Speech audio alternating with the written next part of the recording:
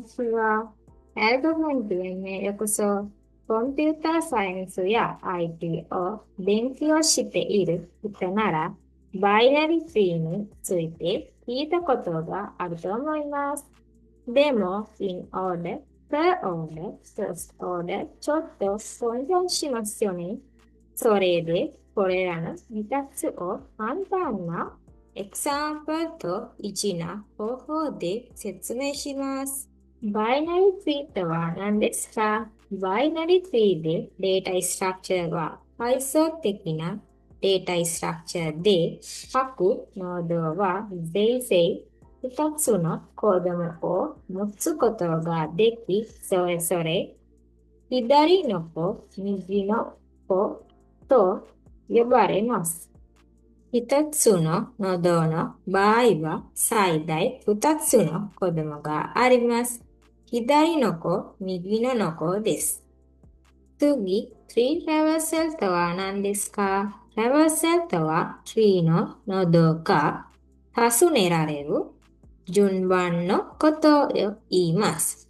tree に保存されているデータに取得したり、プリントしたり、プロセスするために使われます。バイナリトリートラバーサルは、トリーのすべてのノードを適正な順番で一度ずつ尋ねるプロセスです。主な方法は、大まかに2つのカテゴリーに分類されます。1番は Depth First Traversal、2番は Breadth First Traversal です。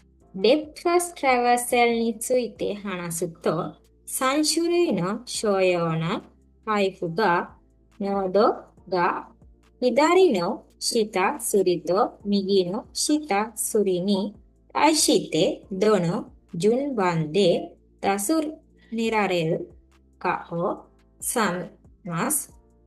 1番は in order traversal、2番は per order traversal、3番は post order traversal です。Traversals of binary trees、ツリのトラバサルとは、ツリのすべてのノードに整理された方法で取得したり、尋ねることです。3、基本のトラバサルスキムがあります。プレオーダートラバサル、インオーダートラバサル、ポストオーダートラバサルです。さあ、今、プレオーダートラバサルが何なのかを見てみましょう。プレオーダートラバサルは、まず、ルート、ノドを尋ね、次に左の下、釣りを再開的にプレオーダートラバサルし、その後、右の下、釣りを再開的にプレオーダートラバサルすることで行われます。さあ、今、簡単な例を見てみましょう。まず、ルートノードを尋ねます。次に、左の子を尋ねます。最後に、右の子を尋ねます。さあ、今、この例を見てみましょう。3のステップバイステップトラバサル。ルートノードから始めます。ルート F を尋ねます。F。F の左の下、スリ A。B を尋ねます。B。B の左 A を尋ねます。A。B の右 D を尋ねます。D。D の左 C を尋ねます。C。D の右 E を尋ねます。E。F の右の下、スリ A。G を尋ねます。G。G の右 I を尋ねます。I。I の左 H を尋ねます。H。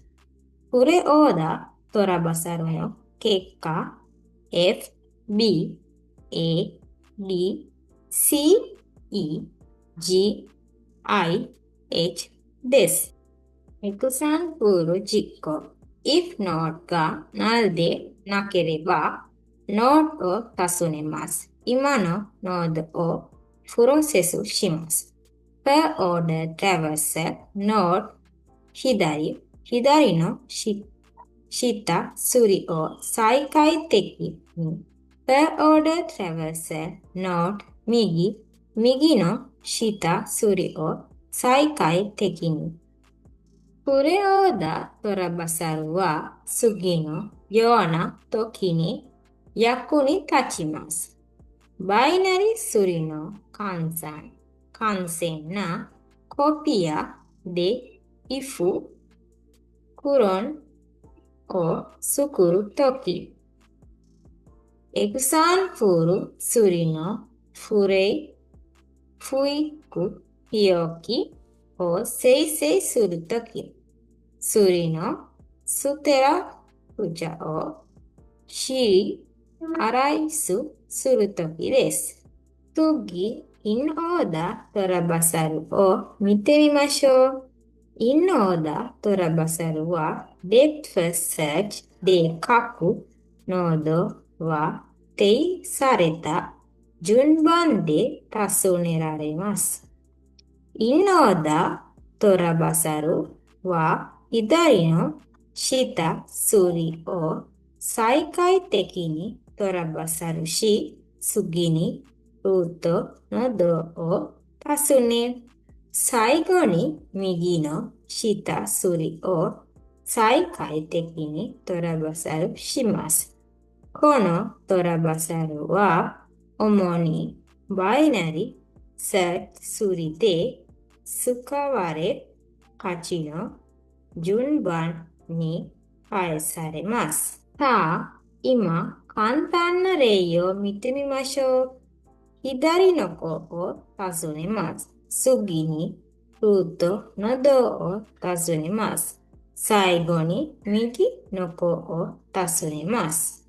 さあ、今、エクサンプルから、in order トラバサルを理解してみましょう。数理のステップトラバサル in order。ルート F から始めます。F の左の下、数理 A。B の左 A を尋ねます。A、B を尋ねます。B の右 D を尋ねます。D の左 C を尋ねます。D を尋ねます。D の右 E を尋ねます。F を尋ねます。F の右の下数理 G を尋ねます。G の右 I を尋ねます。I の左 H を尋ねます。H を尋ねます。I。in order トラバサルの結果 A、B、C、D、E、F、G、H、I です。次、エクサンプル実行。if ルートが null でなければ、in order トラバサル、ルート左、今のノードのデータをプリントします。in order トラバサル、ルート右です。in order トラバサルの次のような時に役に立ちます。価値の順番にデータを生成するとき、至れたパターンを実行するとき、ファイルシステムのナビゲーションするとき、標準やコンパイラ計算をするときです。最後に今ポストオーダートラバサルを見てみましょう。ポストオーダートラバサルは、で、フソ、フォアスとセーチの1タイプで、各ノードは定細に順番で尋ねられます。ポストオーダートラバサルは、左の下すりと右の下すりを再開的にトラバサルした後、ルート、ノードを尋ねます。このトラバサルはすりを削除するとき、たくさん振るすりのポストフィックス日置きを生成するときなどに使われます。さあ、今、簡単な例を見てみましょう。左の子を尋ねます。次に、右の子を尋ねます。最後に、ルートノードを尋ねます。さあ、今、エクサンフールからポストオーダートラバサルを理解してみましょう。次のステップ、by ステップトラバサル、ポストオーダーです。ルート F から始めます。F の左の下すり A、B の左 A を尋ねます。A、B の右 D を尋ねます。D の左 C を尋ねます。C、D の右 E を尋ねます。E。二つの子を尋ねた後、D を尋ねます。D。左と右の下すりを終わった後、B を尋ねます。B。F の右の下すり A、G の右 I を尋ねます。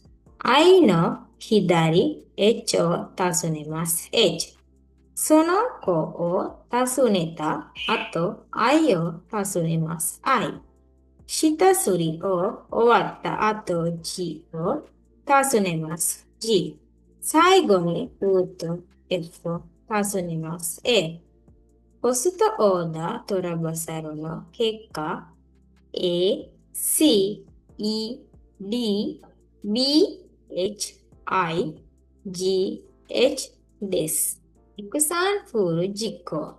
if ルートが null でなければ、ポストオーダートラバサルルート左。ポストオーダートラバサルルート右。今のノードのデータをプリントします。ポストオーダートラバサルは次のような時に役に立ちます。バイナリ数理を削除するとき、エクサンフル数理を評価するとき、低レクトリのサイズを計算するとき、コード生成と最適化をするときです。さて、起用のビデオでは、バイナリ、数理、トラバサルの3種類、フルオーダー、インオーダー、ポストオーダー、簡単に理解しました。ルートノードが始め、真ん中、最後という考えを覚えておけば、これら3種類のトラバサルは絶対に混乱しません。このビデオが役に立ったなら、ライクして、サブスクライブして、ベル、アイコンを入って、他のデータ、ストラクチャー、ビデオも見てください。次のビデオでまた会いましょう。皆さん、さようなら。